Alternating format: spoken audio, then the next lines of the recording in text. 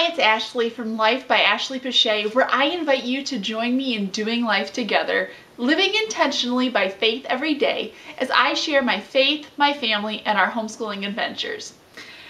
Today, I want to share a little story with you that I hope will both encourage you and challenge you as a parent.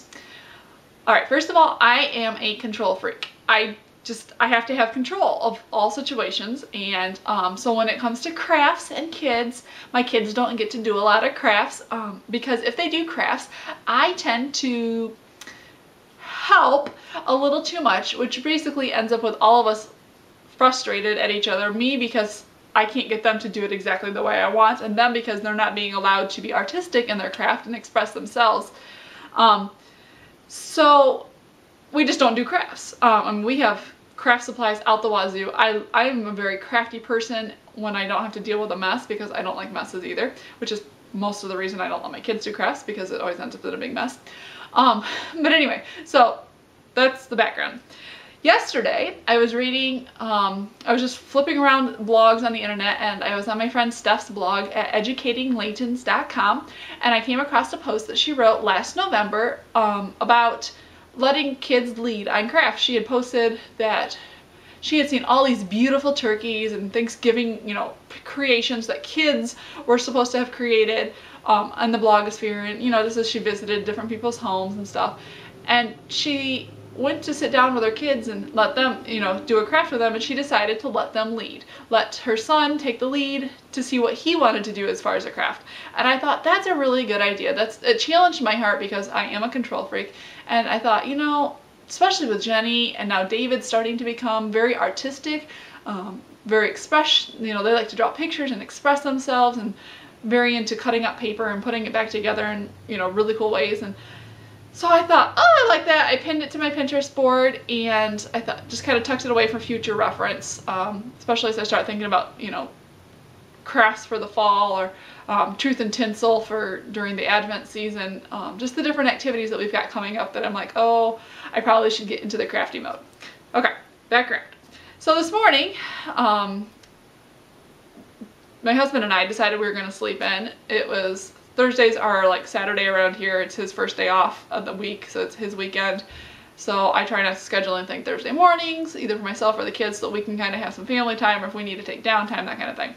So he and I slept in. The kids got up way too early, which is normal for them when we want to sleep in, that they want to get up early. So I went ahead and let them go downstairs. They can kind of fend for themselves for breakfast. They got some cartoons on.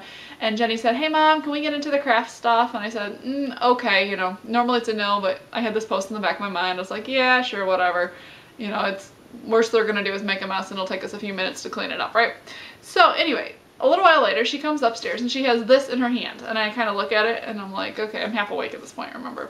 So I'm kind of like, okay, hon, that's nice. And she goes, Mom, I was trying to make a snowflake. And I was like, well, yeah, you didn't really make it. She goes, but then I opened it up and I realized, oh, look, there's 4 different spots I could write on. And it's like, okay, kind of trailing along, half awake at this point. She says, so I went ahead and I wrote some of my favorite verses down. On this side of the paper, she has written out John 3:16, 1 John 4:14, and Psalm 147:5, which happened to be 3 of the verses that she was practicing this week for her Awana.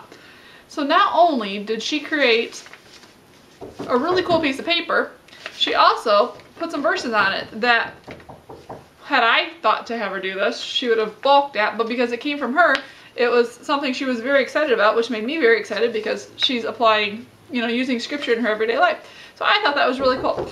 I am definitely going to be hanging on to this. I don't hang on to most of what she gives me because most of it is created over and over and over again. But this is something really special, and it came from letting her take the lead on a craft, even though I hadn't initiated the craft.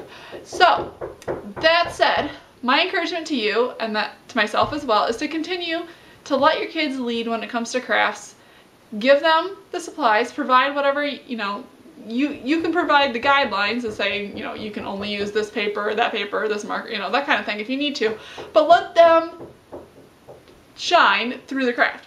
So I'm loving this, I'm excited about this, and I hope you're excited about it too, and that you'll do some crafts with your kids, or just let your kids do the crafts if you're not a crafty person, because My mom was never a crafty person, but she provided us with the crafts, and thus I got to be crafty, even though she wasn't. So that was really cool. So that's it for today. I hope you all have a great week, and I hope to see you back next week for another vlog.